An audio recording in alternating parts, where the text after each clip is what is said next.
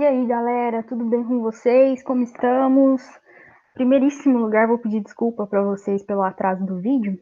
Eu tava num local que não tinha, eu não tava sem acesso a uma boa internet, tava impossível subir o vídeo na internet. E aqui em casa, na porta, tava rolando uma obra. Eles estão quebrando a rua aqui, sei lá o que eles estão fazendo, e tava um super barulho, impossível de gravar. Mas agora acho que vai dar tudo certo. Tô fechadinha aqui num quarto e vamos que vamos. Dando continuidade porque a gente estava falando, do Brasil colônia. Eu quero conversar mais um pouquinho com vocês sobre a queda do ciclo de açúcar. Então vamos retomar algumas ideias. Vocês lembram que a gente estava falando que lá no início do século XVI, Portugal não tinha aquele interesse em desenvolver um projeto de colonização de povoamento aqui nos trópicos, como tinha acontecido na América do Norte.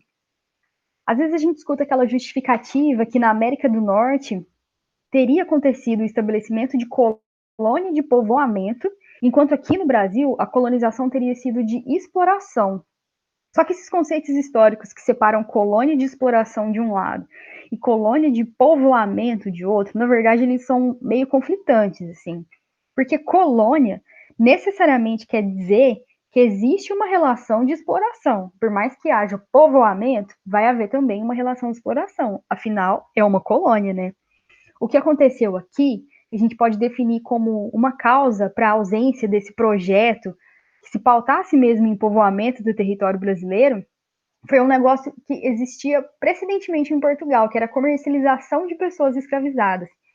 Então, o que aconteceu? Portugal preferiu arrendar suas terras para grandes empresários, pensando no lucro que eles teriam vindo dessa produção, mas acima de tudo pensando no lucro que eles iam ter com o fornecimento de mão de obra escravizada.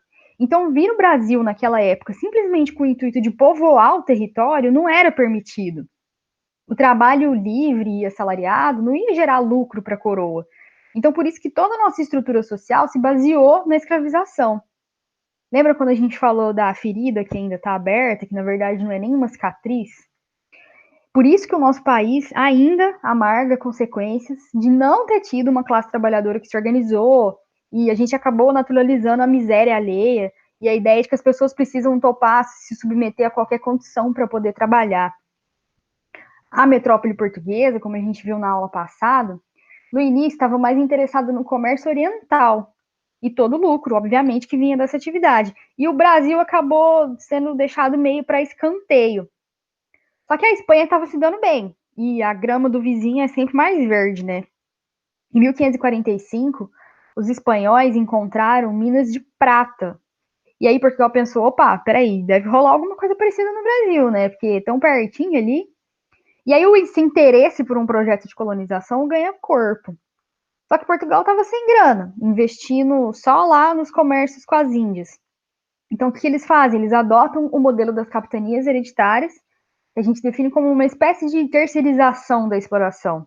Lembra que as capitanias hereditárias ficavam na mão dos donatários, eram eles que tinham que produzir, arcar com todos os custos, inclusive proteger aquele território, porque os ataques estrangeiros eles eram constantes, né? E era iminente essa possibilidade deles perderem território para os franceses e para os holandeses, que estavam sempre aqui colando no Brasil. Aí eles instauraram aquele governo geral, que tinham os homens bons, que ocupavam aqueles altos cargos burocráticos. Mas, ao mesmo tempo, esses ataques estrangeiros e o comércio com as Índias também começou a sofrer com a concorrência que estava se acirrando da Inglaterra, da Holanda. Muita gente fazendo a mesma coisa, muita gente trabalhando naquela mesma atividade. A concorrência sobe, consequentemente o lucro cai. E essa baixa lucratividade vai trazer a necessidade de desenvolver outras atividades. Outro fator de intensificação da presença portuguesa na colônia foi a vinda dos jesuítas, que expandiam a influência da Igreja Católica por aqui, né? Foi a partir daí que a colônia ela começou a se caracterizar como um empreendimento comercial mesmo. Os latifúndios, que foram esquematizados por meio dessas capitanias hereditárias, lembram que eram territórios enormes, que tinham mais de 200 quilômetros, às vezes, de extensão. Eles produziam um melaço que era transportado para Holanda, onde ele era processado e vendido na Europa. O Estado português, nessa época, lucrava com o fornecimento de mão de obra escravizada e com as taxas que recolhia da produção da cana-de-açúcar. A relação com os indígenas mudou completamente a partir de então. O conflito social ele vai se acirrar, ele vai se escancarar a partir do momento que a existência e a resistência desses povos vai virar um obstáculo para quê? Para a posse de terra. E em 1570, a escravização indígena vai ser proibida. Lembram que, no começo, eles se pautavam nas trocas, tinham interesses mútuos, era o escambo, depois eles tentaram escravizar esses indígenas, e aí em 1570 essa escravização vai ser proibida. Mas por que proibiu-se essa escravização? Primeiro, porque Portugal, obviamente, tinha o intuito de incentivar a exportação de pessoas escravizadas vindas da África, que daí eles poderiam lucrar ainda mais com esse negócio que eles já conheciam muito bem e praticavam há muito tempo. E segundo, também para desestimular a corrida para o interior, porque os povos indígenas começaram a fugir do litoral e adentrar para a área interior do país, e a galera ia atrás. Lembra quando a gente falou dos bandeirantes, que muitas vezes eles eram contratados tanto para caçar, entre mil aspas, porque a gente não usa esse termo para seres humanos, né? Mas eles eram contratados para ir atrás dos indígenas, eram contratados também para denunciar os quilombos e atrás dos escravos que fugiam. Então, a coroa, o Estado português, tinha medo de que se essas pessoas fazendo isso, elas pudessem encontrar metais preciosos, só que a metrópole mesmo não ia ter controle nenhum sobre isso, não ia participar ativamente desse processo. Então, eles queriam desestimular isso para não correr o risco dessas pessoas encontrarem metais preciosos e a coroa não ganhar absolutamente nada com isso, já que a ação deles era um tanto quanto distante.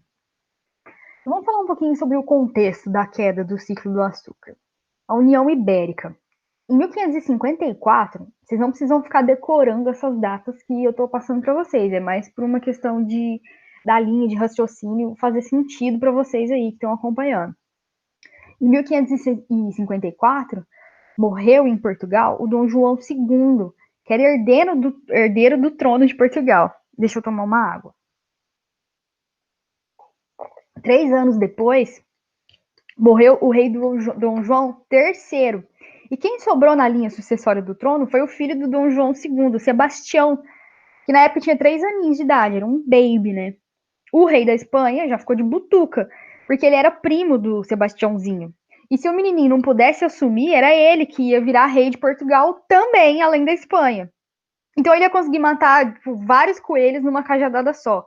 Ele ia juntar o negócio de prata, que era um negócio da Espanha, o comércio oriental, o comércio do açúcar e também a venda de pessoas escravizadas. E aí ele tem uma sacada de gênio, na real, um gênio da maldade, né? Em 1578, em Marrocos, o rei de lá, o Muley Mohamed, ele foi expulso pelo tio dele, Al-Malik, e ele vai procurar o Filipe da Espanha para fazer uma aliança e retomar o poder. Mas o Filipe negou essa ajuda. E o Mohamed acabou procurando o Sebastião, que topa a parada meio sem saber no que ele estava se metendo. Sebastião era novinho na época, topou mais pela aventura do que por realmente poder fazer alguma coisa em relação ao rolê. E aí eles se meteram numa batalha em 1578. O Filipe, todo mundo morreu. Ele conseguiu se livrar do Dom Sebastião, do Mohamed e do Al-Malik, todo mundo ao mesmo tempo. E aí, a partir daí, que o Filipe vai começar a União Ibérica, um reinaldo que era poderosíssimo, abocanhava a rota comercial do Atlântico, já que a rota do Mediterrâneo estava entrando em declínio. Os holandeses, nesse período, estavam em guerra com a Espanha, porque eles queriam emancipar os seus territórios da Europa e eles eram parceiros de Portugal na produção de açúcar. Com a União Ibérica, abriu a brecha para os holandeses tirarem Portugal dos negócios, invadir o Brasil e se apoderar do super lucrativo comércio de açúcar e tráfico de mão de obra escravizada. Outra coisa que estava rolando também, a reforma e a contra-reforma. Os judeus, eles eram os principais investidores no negócio de açúcar e eles iam ser fortemente afetados por essa reforma protestante. Nessa época, o mundo ficou dividido entre católicos e reformistas. Na Espanha, desde 1478, já funcionava a Inquisição, ou o Tribunal do Santo Ofício. A gente já falou um pouquinho sobre isso também, que promovia aquela caça às bruxas, adotava uns métodos bem cruéis de tortura para quem não concordasse com os pensamentos da Igreja Católica. E a Espanha já tinha expulsado do seu território os judeus. Assim, Portugal, apesar de dizer que perseguia também, fazia meio que vista grossa. Por quê? Eles dependiam da grana que os judeus investiam nos negócios de Portugal, principalmente aqui no Brasil. E com a União Ibérica, essa coligação entre holandeses e portugueses, ela praticamente acabou. E sem investidor, sem grana, quem se deu mal nessa história foi o Brasil. E a produção de cana entra em declínio. A resposta holandesa foi promover invasões ao território da colônia. Em 1624, eles invadiram a Bahia, mas eles foram derrotados. Isso foi um episódio que ficou conhecido como Jornada dos Vassalos. Mais uma aguinha. Em 1630, eles invadiram Recife. Aí sim a parada dá certo. Em 1637, a conquista dos holandeses em Pernambuco se consolidou. E quem virou o governador dessa colônia holandesa aqui em território brasileiro foi o Maurício de Nassau. O Nassau, além dos interesses comerciais que ele tinha, obviamente, do açúcar, ele também se preocupou em promover melhorias no território. Ele trouxe para cá intelectuais, arquitetos, ele melhorou estruturas urbanas, ele criou imprensa, biblioteca, observatório astronômico. E aí Recife despontou como a cidade mais desenvolvida do Brasil, em contraste com o resto do país, né? Que predominava pobreza e miséria. Essa perseguição religiosa e instabilidade política que a Contra-Reforma trouxe fez com que os holandeses acabassem se mandando para as Antilhas. E aí lá eles vão começar uma produção semelhante ao que eles faziam no Brasil. Quando os holandeses são expulsos do Brasil, em 1654, aí detalhe que em 1654 já tinha acontecido a restauração portuguesa, que foi em 1640, depois de vários conflitos, armados inclusive, entre Portugal e Espanha. Aí a produção de cana entra em declínio mesmo. Esse declínio, junto com a descoberta de ouro e de outros metais preciosos pelos bandeirantes, vai começar um novo ciclo, que é o ciclo do ouro, que vai virar uma espécie de salvação da pátria portuguesa. Com a queda dessa União Ibérica, Portugal, que tinha perdido praticamente todas as suas posses, tanto na África quanto na Ásia, vai estabelecer uma relação nova com a colônia. Portugal vira até meio dependente da colônia, porque os caras estavam sem grana, sem possibilidade de se reerguer. Então, todas as riquezas que eles podiam obter vinha da onde? Da colônia. Aquele desleixo, sabe, que predominou de Portugal em relação ao Brasil, foi dando espaço para uma série de medidas para aperfeiçoar a exploração colonial. Uma dessas medidas é a criação das companhias de comércio, que monopolizavam o comércio da colônia. Quem não vai ficar nem um pouco feliz com essa história são os comerciantes, né? Que eles estavam acostumados a comercializar com franceses, ingleses e holandeses. E aí, de repente, fala: não, cara, você não pode mais comercializar com essa galera, agora é só com a metrópole. Ou seja, lucros caindo, né? Outra atitude importante era resgatar as relações com os judeus holandeses, porque, afinal de contas, eram esses judeus que tinham a grana para investimento. Aí, em 1645, o Nassau volta para a Holanda. E ele meio que abre espaço para a reconquista do Nordeste brasileiro. Entre 1646 e 1648, começam a despontar várias revoltas e ataques aos holandeses. Em 1654, eles são expulsos definitivamente. Extraoficialmente, momento Léo Dias, toda trabalhada na fofoca, na real, os portugueses estavam morrendo de medo de perder de vez o contato com os judeus ricos, então eles pagaram cerca de 60 toneladas de ouro para comprar o Nordeste de volta. Não é bem que eles foram expulsos em uma super batalha de reconquista, não. Pagaram para isso. Aí, no meio de toda essa treta, em 1696, em Minas Gerais, os bandeirantes paulistas encontram ouro. É óbvio que o ânimo da metrópole se reacendeu. E todas essas outras atividades, elas vão meio que sendo deixadas de lado. E a mineração que vai virar a atividade principal.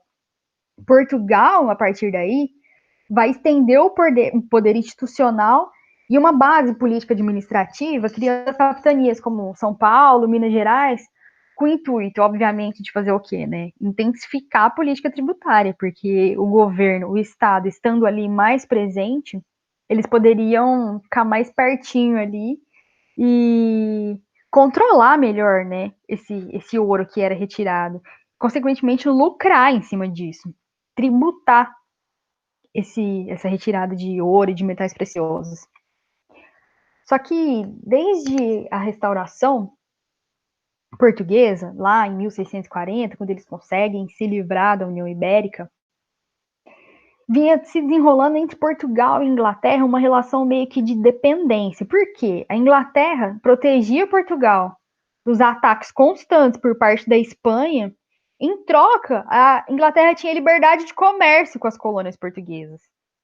Grande parte do ouro que foi retirado do Brasil nesse período é que enriqueceu a galera lá na Inglaterra, os comerciantes e os banqueiros, dando gás e dando grana que vão impulsionar o quê? A Revolução Industrial. Enquanto isso, a gente ficou para trás, né? Continuando colônia e continuando meros produtores de matéria-prima. A galera lá fazendo a Revolução Industrial, lucrando bastante com o ouro que saiu do nosso território e hoje sendo a nação desenvolvida que eles são, enquanto a gente está alguns séculos atrás, digamos assim, né? Em matéria de organização e também de riqueza. Quer dizer, riqueza não, somos um país rico, mas somos um país que não tem divisão dessa riqueza. A gente tem muita concentração de renda no Brasil. E também temos uma produção industrial muito menos desenvolvida que esses países europeus, né? Que só são o que são porque exploraram países como a gente. Em 1783, em 1783, as minas de onde eram retirados esses metais, eles vão começar a declinar, né? Porque assim, os metais eles vão acabando. E aí vão começar a surgir os primeiros sinais de exaustão. Em 1789, também pelo mundo, outras mudanças estavam acontecendo, e lá na França rolou aquela revolução, lembra que cortou algumas cabeças? E ela trouxe novas ideias de organização social. E aqui no Brasil, inspirados pela Revolução Francesa, eclodiu o que? A Inconfidência Mineira. A metrópole, gente, nessa época, ela impunha uma política tributária cruel, pesadíssima. O ouro não podia circular aqui se ele não tivesse devidamente fundido e tributado. E essas medidas foram ficando cada vez mais exploratórias, principalmente nas mãos do Marquês de Pombal, que foi um primeiro-ministro de Portugal. No comecinho, o tributo sobre o ouro era conhecido como quinto. E esse quinto, ele correspondia a 20% do que era produzido. Vocês verem que já é um valor alto. Deixa eu dar uma tossidinha aqui. Com a escassez de ouro, a taxa virou uma cota fixa. Então já não era mais 20% daquilo que era produzido. Era 100 arrobas ou 1.500 quilos de ouro por ano. Era praticamente impossível atingir essa cota, né?